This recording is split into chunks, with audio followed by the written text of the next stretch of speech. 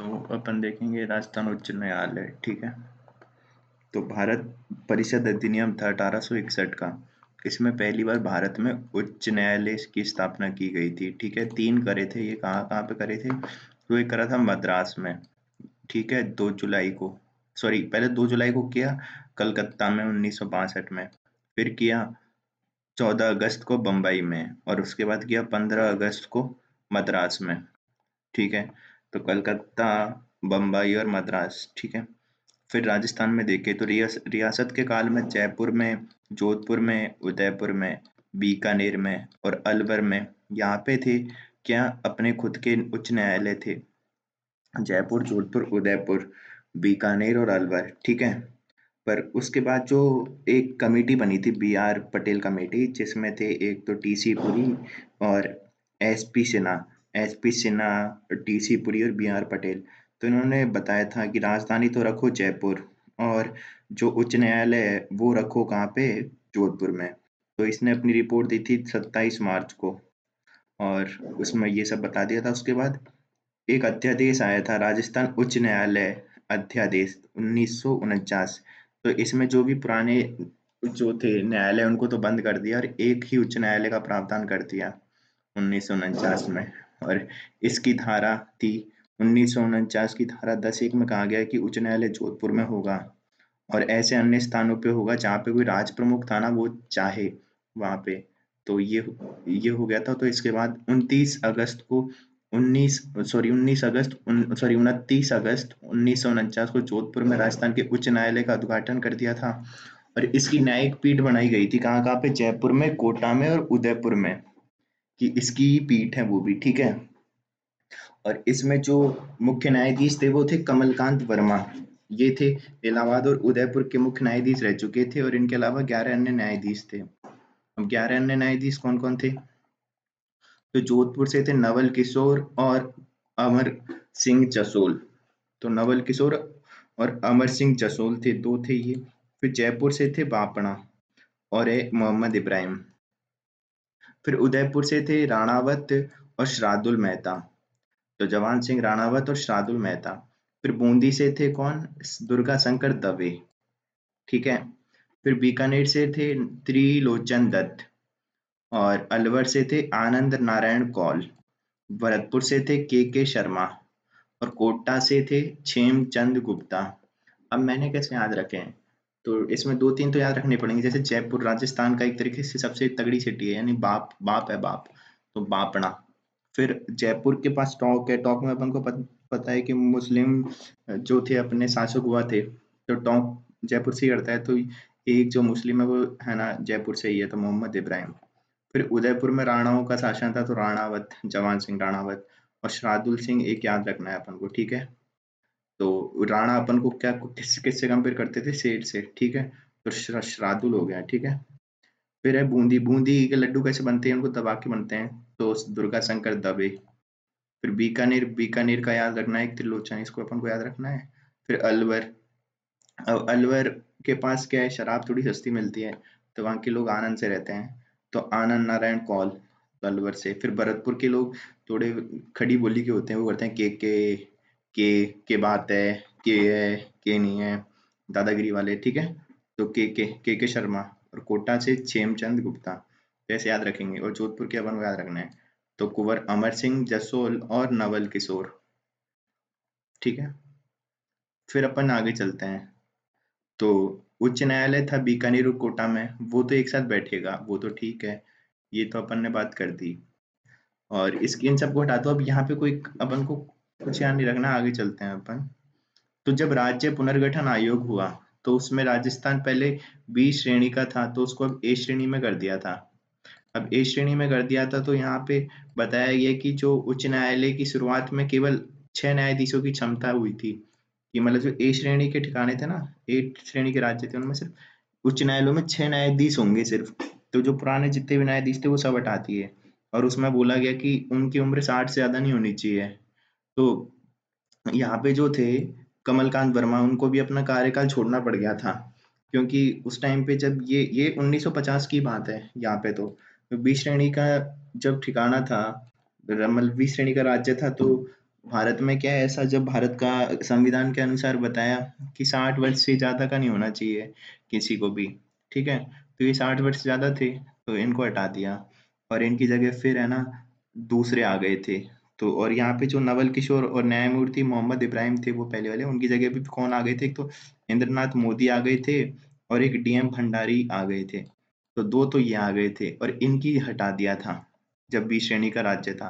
पर उसके बाद जो ये थी इनकी पीठ कब खत्म कर दी थी याद रखना अपन को, बीकानेर कोटा उदयपुर पीठ को समाप्त कर दिया था 22 मई को 1950 को। और जयपुर और कोट जयपुर पीठ को रखा था, ठीक है, इतना तो याद रखना है अपन को। इसके बाद आगे चलते हैं। तो 22 मई 1950 को इनको खत्म कर दिया था, यह अधिसूचना आई थी 28 मई 1950 को। फिर जो राज्य पुनर्गठन हुआ था तो उसमें बी अपन कैटेगरी के स्टेट थे तो वो अब ए के हो गए थे, ठीक है। तो बी वाली सारी अदालत थी उनको खत्म कर दिया। जब ए वाली बनी तो उसमें बोला कि उच्च न्यायालय यानी हाई कोर्ट में सिर्फ 6 न्यायाधीश होंगे, तो वापस से सारे न्यायाधीशों को हटा दिया, ठीक है। और यहाँ पे फिर बताया गया कि जोधपुर में अपना उच्च न्यायालय होगा, ठीक है भाई, हो गया। और फिर उस टाइम पे अपने जो मुख्य न्यायाधीश थे वो कौन थे, कैलाश चंद वांगचू थे, ठीक है, कैलाश वांगचू। और फिर यहाँ पे ये तो सब ठीक है, उसके बाद क्या हुआ,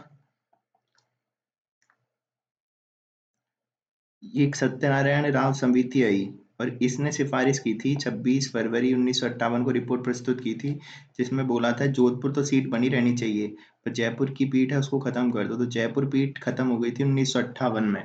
और 31 जनवरी 1977 में वापस एक आदेश आया, वही राज्य पुनर्गठन अधिनियम 1956 की धारा 51 के तहत। तो इसमें जयपुर उच्च न्यायालय में एक स्थायी पीठ की स्थापना कर दी थी, तो अधिनियम की धारा 51 के तहत। फिर जोधपुर राजस्थान में भी नया भवन बना है, तो कब बना है, 7/12/2019 को। तो 7 दिसंबर 1900 सॉरी 2019 को, 7 दिसंबर 2019 को। तो अपन को ये चीज याद रखनी है।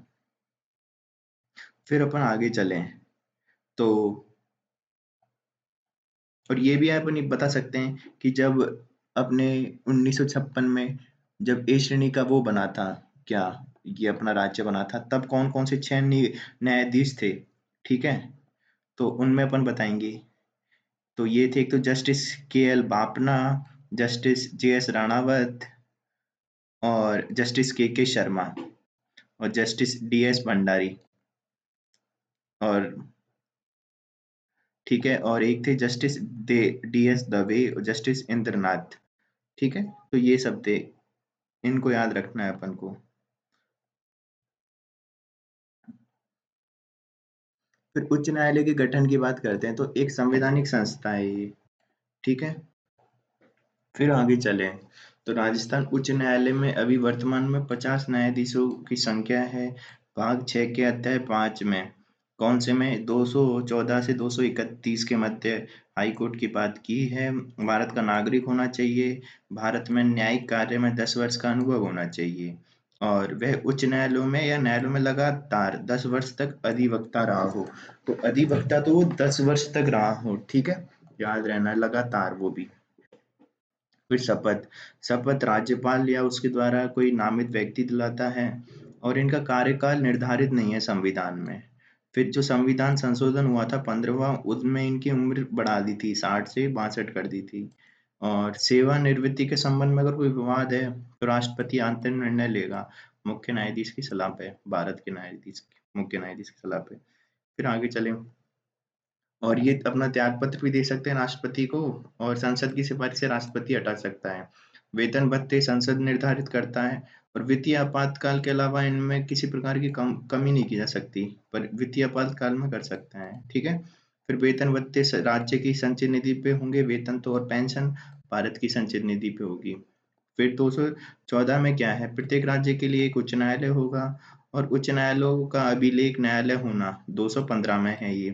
तो इसमें है कि इनकी अवमानना के लिए दंड दे सकते हैं ये, और अभिलेख न्यायालय हैं ये खुद के, ठीक है। फिर 216 है तो इनका गठन, तो प्रत्येक उच्च न्यायालय में कौन कौन होंगे, मुख्य न्यायमूर्ति होंगे एक तो और अन्य न्यायाधीश होंगे। फिर 217 में उच्च न्यायालय के न्यायाधीशों की नियुक्ति और उनकी पद की शर्तें हैं। तो नियुक्ति एवं इसके बारे में बताया है कि इनकी नियुक्ति कौन करेगा, राष्ट्रपति करेगा। और कैसे करेगा, जो वो राज्य है, मतलब अगर कोई मुख्य न्यायाधीश के अलावा अगर कोई करना है तब तो वो किससे लेगा, उस राज्य के मुख्य न्यायाधीश से सलाह, राज्यपाल से सलाह, और जो भारत है उसके मुख्य न्यायाधीश से सलाह ले लेगा। ठीक है, और फिर राष्ट्रपति अपने हस्ताक्षर से कर देगा।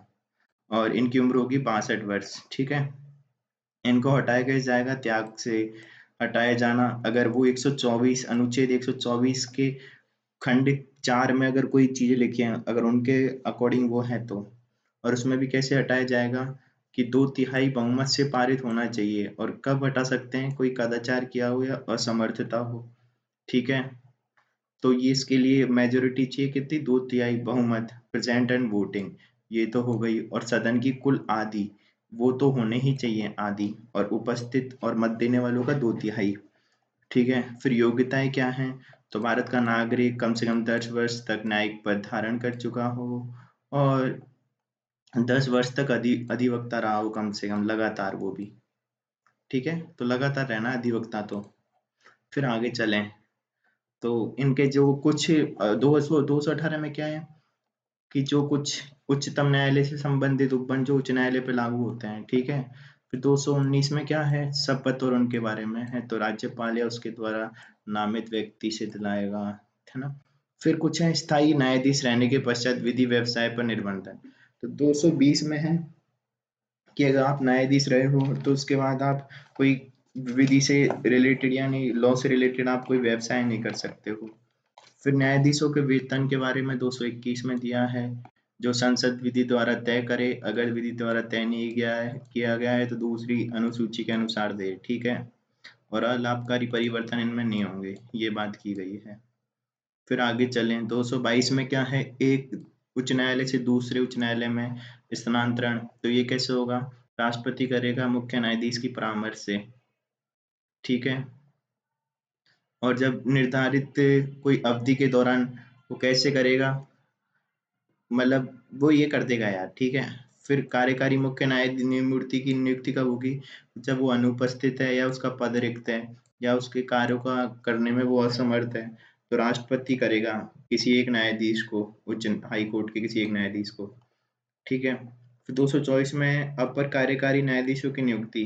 तो अगर कोई कार्य बढ़ जा रहा है हाई कोर्ट में, तो राष्ट्रपति किसी योग्य व्यक्ति को अधिकतम 2 वर्ष के लिए मतलब कर सकता है। ठीक है, और नियुक्त कर सकता है, पर उसे सिर्फ है ना सारे लाभ मिलेंगे जो हाई कोर्ट के जज को मिलते हैं। पर क्या है, उसको हाई कोर्ट का जज नहीं बोलेंगे, और वो 62 की उम्र से ज्यादा होने पे नहीं कर सकता। फिर एक होता है सेवानिवृत्त न्यायाधीशों की नियुक्ति। तो कभी कभी जब अपना कोरम पूरा नहीं होता है तो अपन इनको कर सकते हैं, सेवानिवृत्त न्यायाधीशों की नियुक्ति। ठीक है, और ये कब करते हैं अपन, ये कब स्टार्ट हुआ था, संविधान संशोधन 15 हुआ था, उसमें धारा 7 के तहत ये करते हैं। और इसमें मुख्य न्यायमूर्ति है, वो राष्ट्रपति की पूर्व सहमति से किसी व्यक्ति को जो पहले न्यायाधीश रहा है उसको बैठा सकेगा, उससे अनुरोध कर सकेगा। ठीक है, पर उसको न्यायाधीश नहीं समझा जाएगा। फिर है कुछ रिट निकालने से संबंधित शक्ति। तो ये अनुच्छेद 32 में, जैसा कि उच्च न्यायालय अपना करता है, उच्चतम न्यायालय रिट निकालता है, वैसे ये भी रिट निकाल सकते हैं। ठीक है, तो वही सब है। फिर 227 में अधीक्षण। तो उच्च न्यायालय की शक्ति है कि वो इनके अंडर में आने वाले जो भी न्यायालय हैं उस राज्य क्षेत्र में, उन सब का, और जो भी ट्रिब्यूनल्स हैं उनका अधीक्षण कर सकेगा। ठीक है, और ऐसे न्यायालयों से विवरण मंगवा सकेगा। ठीक है, कि क्या है, फिर उनको बता सकेगा कि तुम अपनी कार्यवाही के लिए कौन सा फॉर्मेट यूज करो, प्रारूप कौन सा यूज करना है, वो सब। और इनके जो अधिकारी हैं उनके द्वारा जो कोई पुस्तक लिखी जा रही है, प्रविष्टि या लेखा, उनका प्रारूप भी बताएगा। ठीक है, उनका फॉर्मेट भी बताएगा ये। फिर जो उनमें कोई काम कर रहे हैं या उनसे रिलेटेड वो कितनी फीस ले रहे हैं, उनके बारे में भी वो नियम कानून बना सकता है। पर इसको ऐसा नहीं मानना है कि सशस्त्र बल के जो न्यायालय हैं उन पे भी ये अधीक्षण की शक्तियां हैं, यानी कि उनको ये नहीं कर सकता है अधीक्षण। ठीक है, फिर आगे चले, तो कुछ मामलों में उच्च न्यायालय को अंतरण। तो ये क्या है, तो ये क्या है, जब भी कोई नीचे कोई लंबित मामले हैं जिसमें कोई ऐसा क्वेश्चन छुपा हुआ है जिसके लिए मतलब संविधान को डिफाइन करना है, या कोई ऐसा है ना मतलब, तो उसमें फिर ये अपने पास मंगवा सकता है, उस मामले को ये खुद से निपटारा कर सकता है, या फिर उस विधि के प्रश्न का मतलब बता देगा कि भाई इसका मतलब ये है और अब तुम डिसीजन दे दो। फिर उच्च न्यायालय के अधिकारी और सेवकों के व्यय से रिलेटेड, तो इसमें क्या है कि इनकी जो मुख्य न्यायमूर्ति है मतलब जो सीजे है वो करेगा इनकी नियुक्तियां, और इनके व्यय के बारे में भी वो राज्यपाल से बनवाएगा। ठीक है, फिर आगे चलें तो इनके जो भी व्यय और संचय निधि पे भारित हैं वेतन भत्ते वगैरह। फिर उच्च न्यायालय की आधिकारिकता का संघ राज्य क्षेत्रों पर विस्तार। तो अगर संसद कोई विधि के द्वारा अगर कहती है कि जो हाई कोर्ट है उसकी जो आधिकारिकता है उसको हम विस्तार करें, मतलब कोई ऐसे मतलब सब्जेक्ट है उस पे, हाँ उच्च न्यायालय मतलब हाई कोर्ट भी लॉ बना सकता है, तो वो संसद लॉ द्वारा कर सकती है, और उसको वो वापस हटा भी सकती है, उस आधिकारिकता का वर्जन भी कर लेगी। ठीक है, फिर आगे चलें अपन, तो आगे क्या है, तो दो या दो से अधिक राज्यों के लिए एक ही उच्च न्यायालय, तो संसद है ना विधि द्वारा कर सकती है ऐसा। ठीक है, या तो दो राज्यों के लिए या किसी एक राज्य और किसी एक संघ शासित क्षेत्र यानी यूटी के लिए। फिर जिला न्यायाधीशों की नियुक्ति कैसे होगी, तो राज्यपाल नियुक्त करेगा और उच्च न्यायालय के परामर्श से करेगा।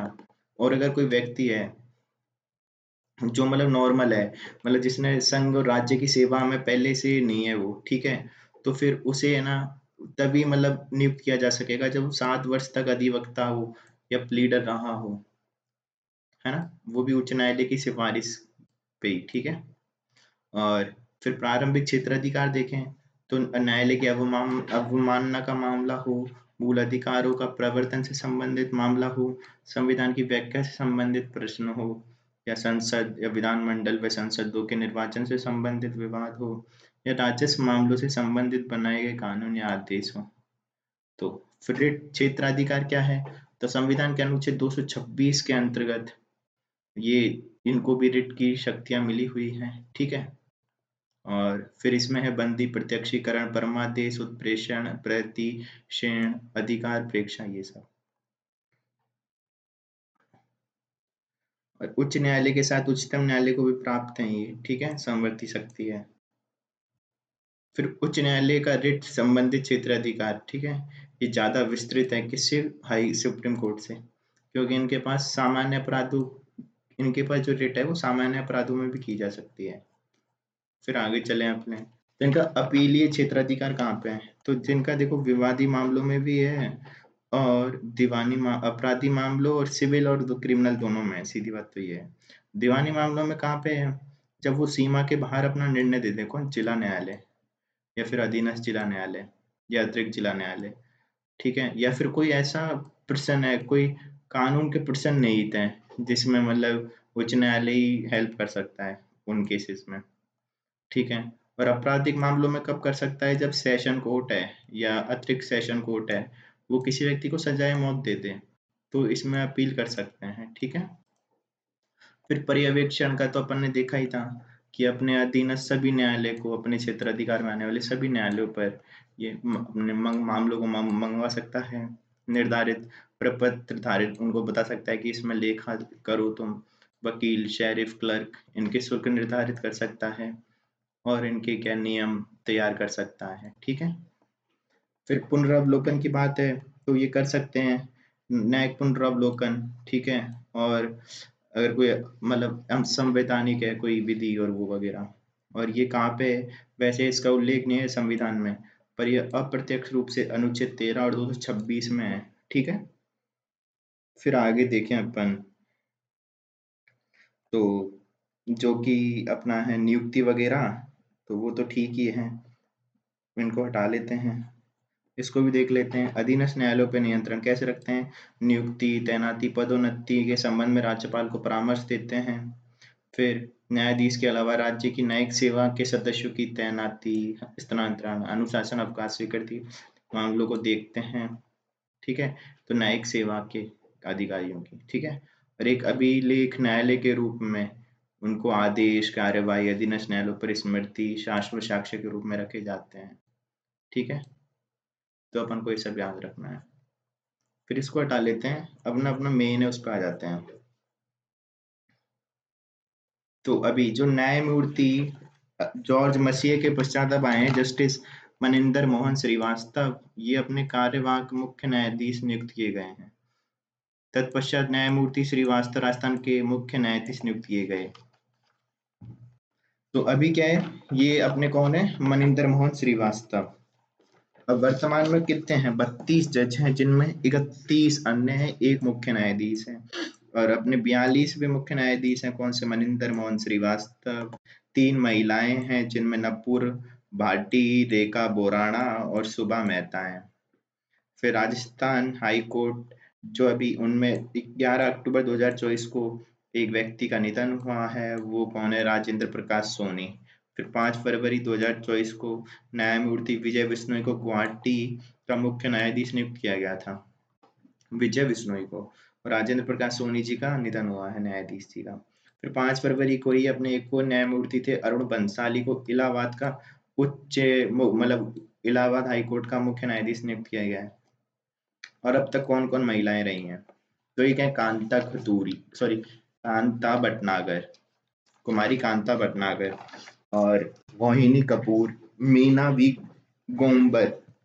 तो कुमारी कांता भटनागर, मोहिनी कपूर, मीना वी गोम्बर, निशा गुप्ता, बेला त्रिवेदी, ज्ञान सुधा मिश्रा, जयश्री ठाकुर, निर्मलजीत कौर, प्रभा शर्मा, सबीना, सुबा मेहता जो अभी हैं, रेखा बोराना और नुपुर भाटी।